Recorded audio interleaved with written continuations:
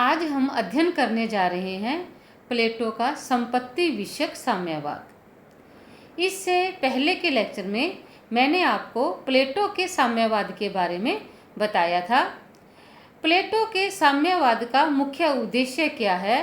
संरक्षक वर्ग अर्थात शासक और सैनिक वर्ग को संपत्ति और परिवार से वंचित करना। यानी कि प्लेटो है वो आदर्श राज्य की प्राप्ति के लिए शासक को दार्शनिक बनाना चाहता है, या हम कह सकते हैं कि दार्शनिक शासक को सत्ता सौंपना चाहता है। और दार्शनिक शासक बनाने के लिए वो अपने शासक को 50 वर्ष की उम्र तक शिक्षा प्रदान करता है कि वो 50 वर्ष तक शिक्षा को प्राप्त करेंगे। लेकिन प्लेटो को यह डर था कि 50 वर्ष तक शिक्षा प्राप्त करने के पश्चात जो शासक वर्ग है वो संपत्ति और परिवार के मोह में फंसकर अपने कर्तव्य पथ से विचलित हो सकते हैं। वो राज्य के प्रति समर्पित न रहकर अपनी निजी आवश्यकताओं की पूर्ति की ओर अधिक ध्यान देंगे। तो शासक वर्ग को पूर्णतया राज्य के प्रति समर्पित करने के लिए वह हमें साम्यवाद का सिद्धांत देता है। और जब हम उसके साम्यवाद के सिद्धांत का अध्ययन कर रहे थे तो मैंने बताया था आपको कि उसका साम्यवाद 2 प्रकार का है। एक तो है संपत्ति विषयक साम्यवाद और दूसरा है परिवार विषयक साम्यवाद। तो सबसे पहले हम प्लेटो के संपत्ति विषयक साम्यवाद को पढ़ने जा रहे हैं, अध्ययन करने जा रहे हैं। जो प्लेटो का संपत्ति विषयक साम्यवाद है वह केवल अभिभावक वर्ग के लिए है। मैं एक बार फिर से आपको बता रही हूँ कि वो 2 शब्दों का प्रयोग करता है, अभिभावक वर्ग और संरक्षक वर्ग। और ये अभिभावक या फिर संरक्षक वर्ग एक ही बात है। इसमें सैनिक और शासक वर्ग को सम्मिलित करता है और उत्पादक वर्ग को इससे अलग कर देता है। तो ये चाहे संपत्ति विषयक साम्यवाद हो या फिर उसका परिवार विषयक साम्यवाद, यह केवल संरक्षक वर्ग के लिए है। और जब हम संपत्ति विषयक साम्यवाद की बात करते हैं तो प्लेटो शासक और सैनिक वर्ग के लिए निजी संपत्ति से उनको मुक्त कर देता है। यानी कि उनके लिए निजी संपत्ति निषिद्ध होगी, उनकी कोई निजी भूमि या निजी संपत्ति नहीं होगी। या हम कह सकते हैं कि प्लेटो चल और अचल संपत्ति से उनको वंचित कर देता है। यदि थोड़ा और विस्तार से समझने का प्रयास करें तो संपत्ति विषयक साम्यवाद क्या है? प्लेटो का मानना है कि जो संरक्षक वर्ग है उनके पास न तो कोई अपनी निजी संपत्ति होगी, ना उनका अपना कोई निजी मकान होगा, अर्थात वो चल और अचल संपत्ति से उनको वंचित कर देता है। ना मकान, ना भूमि और न निजी संपत्ति उनके पास होगी। फिर वो अपना जीवन यापन कैसे करेंगे? तो प्लेटो का कहना है कि वे राज्य द्वारा निर्मित बैरकों में रहेंगे, यानी कि उनका आवास सभी के लिए खुला रहेगा। या हम कह सकते हैं कि एक तरह से वो टेंट या तंबू में ही अपना जीवन व्यतीत करेंगे।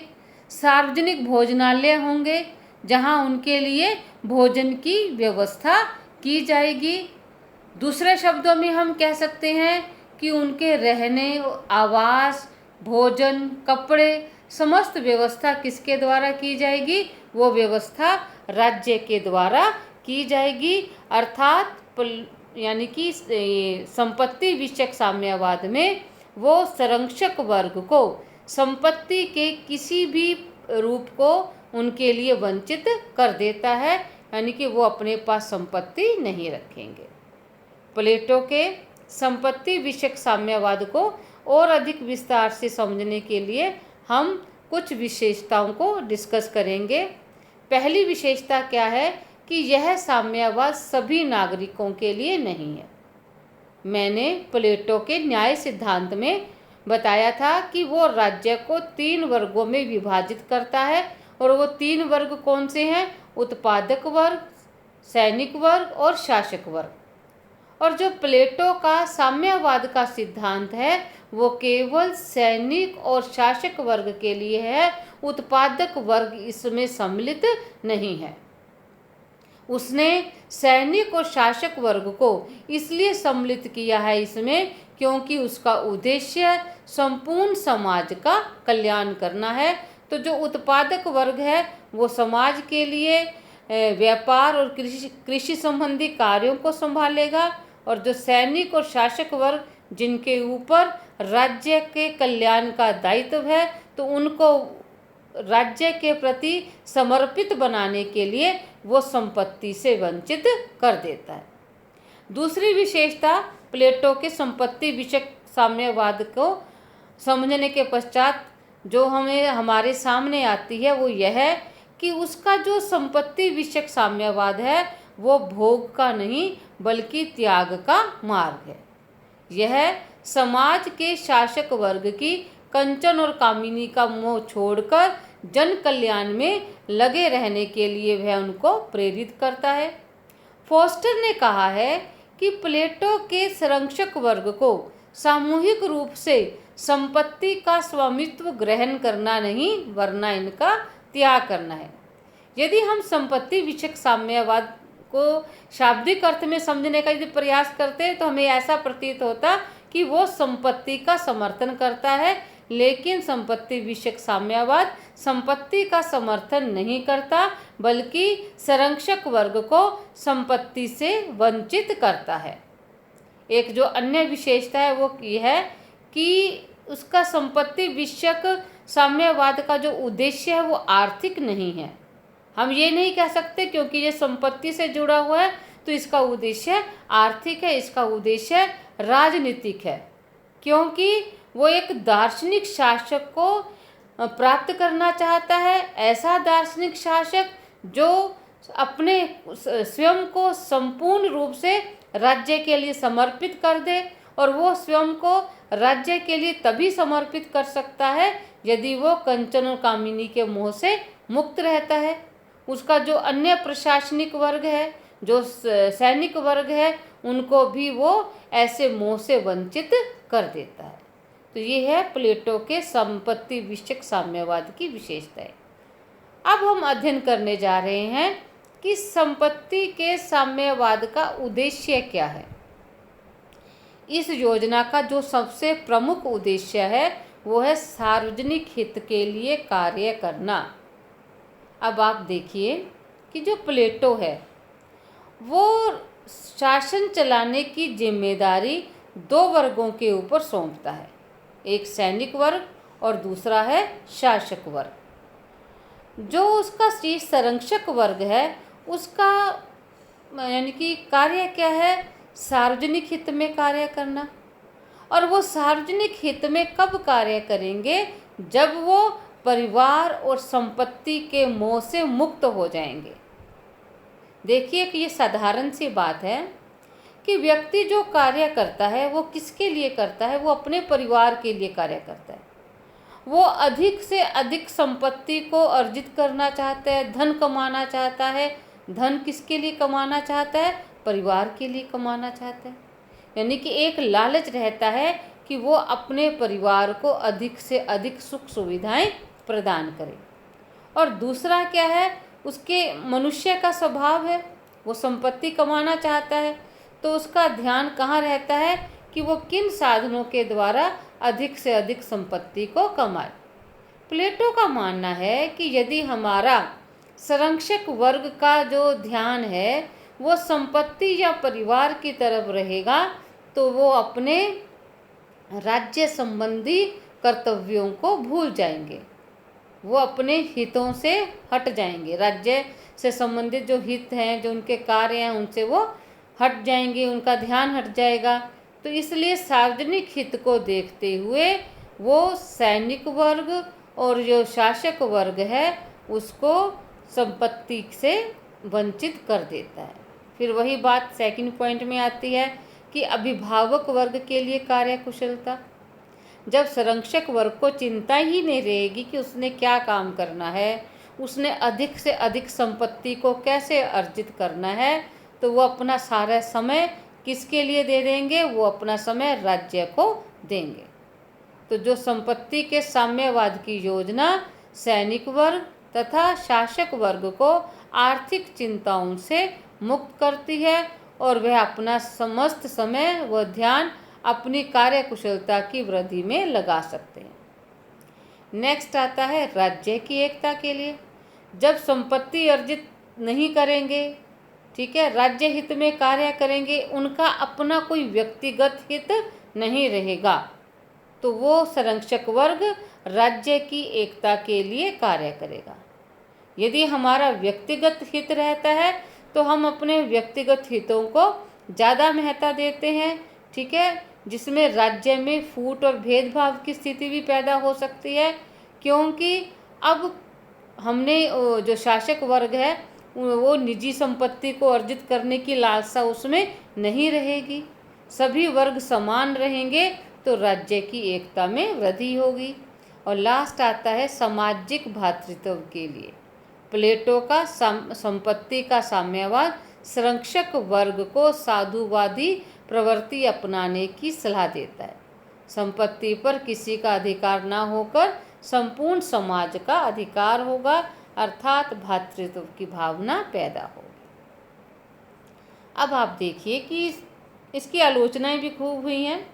आलोचना को डिस्कस करने से पहले मैं एक बार फिर आपको बताना चाहूँगी कि संपत्ति विषयक साम्यवाद क्या है।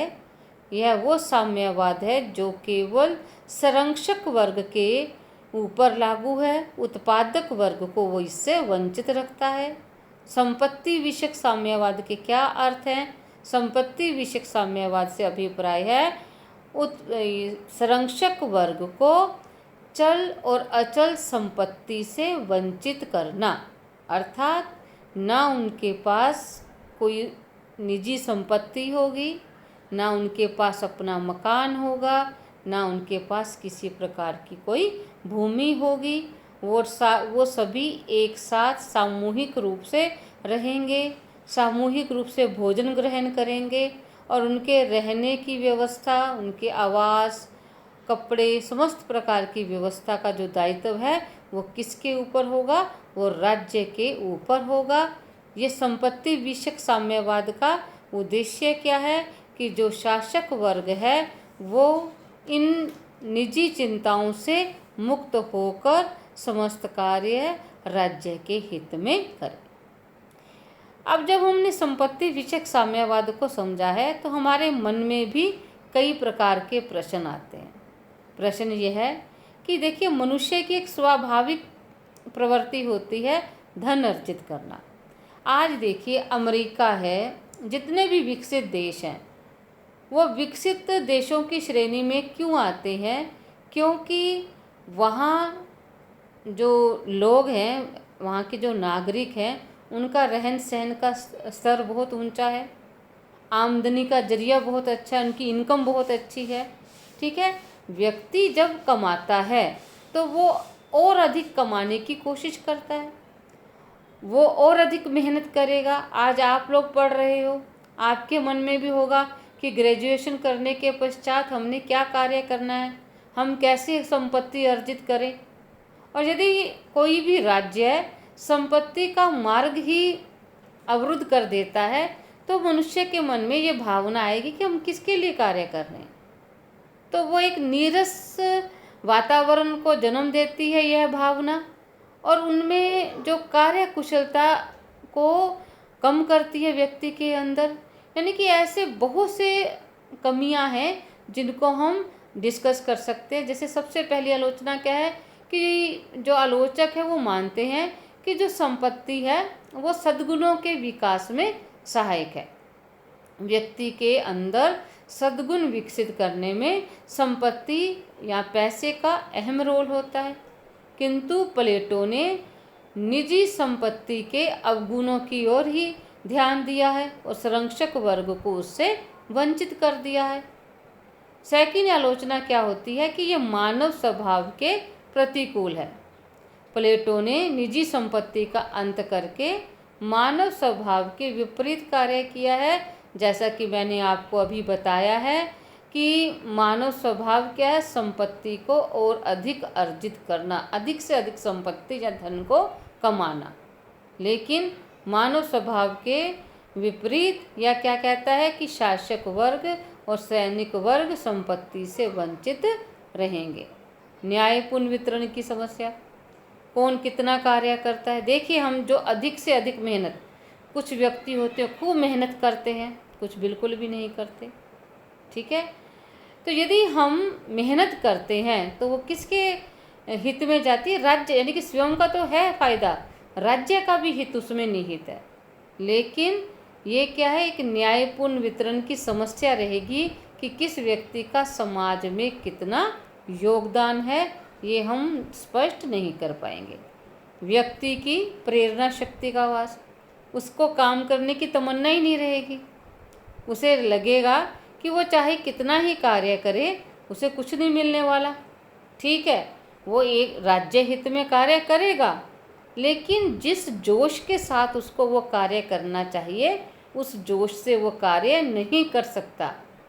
देखिए, अभी तो हम केवल संपत्ति विषयक साम्यवाद की आलोचना कर रहे हैं, आगे हम परिवार विषयक साम्यवाद भी पढ़ेंगे। तो प्लेटो क्या है, अपने संरक्षक वर्ग को संपत्ति और परिवार से वंचित कर देता है, उनको एक साधु की तरह जीवन व्यतीत करने के लिए विवश कर देता है। कुछ व्यक्ति तो हो सकता है अपनी इच्छा से ऐसा जीवन यापित कर ले, पर प्रत्येक व्यक्ति ऐसा जीवन यापन करना पसंद नहीं करेगा। देखिए, निजी संपत्ति के समर्थकों का मानना है कि संपत्ति का जो आकर्षण है व्यक्ति को अधिक से अधिक कार्य करने की प्रेरणा प्रदान करता है, और इसी प्रेरणा से व्यक्ति अनेक नए नए आविष्कार करता है, परिश्रम करता है। इसके अभाव में वो ऐसा कुछ भी नहीं करेगा। अमनोवैज्ञानिक है। देखो, ये एक स्वाभाविक बात है कि व्यक्ति धन कमाना चाहता है। व्यक्ति जो भी कार्य करता है उसके पीछे एक मकसद है, धन को अर्जित करना। तो ये मनुष्य के मनोवैज्ञानिक स्वभाव के बिल्कुल विपरीत है। अर्ध साम्यवाद है। अर्ध साम्यवाद से क्या अभिप्राय है कि साम्यवाद संपूर्ण समाज के ऊपर लागू नहीं होता, यह केवल सैनिक और शासक वर्ग के ऊपर लागू है। उत्पादक वर्ग को वो इससे वंचित कर देता है। मानव स्वतंत्रता की बलि चढ़ाना, साम्यवाद के नाम पर प्लेटो मानव स्वतंत्रता का दमन करता है। प्लेटो की जो साम्यवादी व्यवस्था में केवल वही कार्य करने का अधिकार होगा जो राज्य चाहेगा। प्लेटो के आप संपूर्ण विचारों को पढ़ो रिपब्लिक में, उसने व्यक्ति को दोयम दर्जे का बना दिया। व्यक्ति किसके लिए कार्य करेगा? राज्य के लिए, ठीक है। राज्य के लिए वो संपत्ति से भी वंचित हो गया, राज्य के लिए वो परिवार से भी वंचित हो गया है। तो वो टोटली राज्य के हाथों की एक कठपुतली मात्र बनकर रह गया। व्यक्ति का अपना व्यक्तिगत हित कुछ भी नहीं है। संपत्ति से वंचित शासकों की कठिनाइयाँ। अब जो प्लेटो के संरक्षक वर्ग के सदस्य हैं, व्यक्तिगत संपत्ति से संबंधित समस्याओं प्रेरणाओं के ज्ञान से भी वंचित रहेंगे। देखिए, जो व्यक्ति संपत्ति कमाता है उसको पता है कि उन्होंने अपनी जनता को और कौन सी सुविधाएं देनी है जिससे वो और अधिक संपत्ति अर्जित करें। लेकिन जो शासक वर्ग है उनको तो इस लाभ और हानि का पता ही नहीं होगा, वो ऐसा कोई डिसीजन जनता के हित में नहीं ले सकते। आध्यात्मिक रोगों के लिए भौतिक उपचार अनुचित। प्लेटो ने आध्यात्मिक रोगों को रोकने के लिए कोई आध्यात्मिक औषधि ना ढूंढकर भौतिक साधनों का सहारा लिया है। उसने अपने संरक्षक वर्ग को संपत्ति से दूर कर दिया है। संपत्ति को एक बुराई मानकर चलता है, लेकिन ऐसा नहीं है। फिर नेक्स्ट है कि संपत्ति के साम्यवाद की योजना सार्वजनिक हित के नाम पर अभिभावक वर्ग को संपत्तिहीन रखती है और संपत्ति संबंधी स्वतंत्रता का अंत करती है। तपस्वी का जीवन व्यतीत करने के लिए बाध्य करती है, क्योंकि एक साधु ही तो ऐसा होता है जिसके पास ना अपना घर होता है, ना उसके कोई ठहरने की व्यवस्था है, वो भोजन भी ऐसे ही ग्रहण करता है। तो ये क्या कर रहा है प्लेटो? प्लेटो के साम्यवाद में व्यक्ति का जीवन त्याग का जीवन है, भौतिक सुखों का भोग नहीं है। प्लेटो का साम्यवाद क्या है? साधुवादी है, जिसमें राज्य के श्रेष्ठ व्यक्ति आर्थिक सुख सुविधाओं का त्याग करेंगे। फिर इसने दास प्रथा का जिक्र नहीं किया है। ठीक है, प्लेटो ने व्यक्तिगत संपत्ति के सिद्धांत में दास प्रथा जैसे महत्वपूर्ण सिद्धांतों की, क्योंकि इसके बारे में अपने डिटेल से आगे पढ़ेंगे, क्योंकि उस समय प्लेटो और अरस्तु के समय यूनान में दास प्रथा प्रचलित थी, लेकिन प्लेटो ने अपने विचारों में कहीं भी दास प्रथा का जिक्र नहीं किया। तो ये है प्लेटो का संपत्ति विषयक साम्यवाद। आशा करती हूँ आपने समझने का प्रयास किया होगा। इसके बाद नेक्स्ट लेक्चर में मैं आपको बताऊंगी प्लेटो का परिवार विषयक साम्यवाद। धन्यवाद।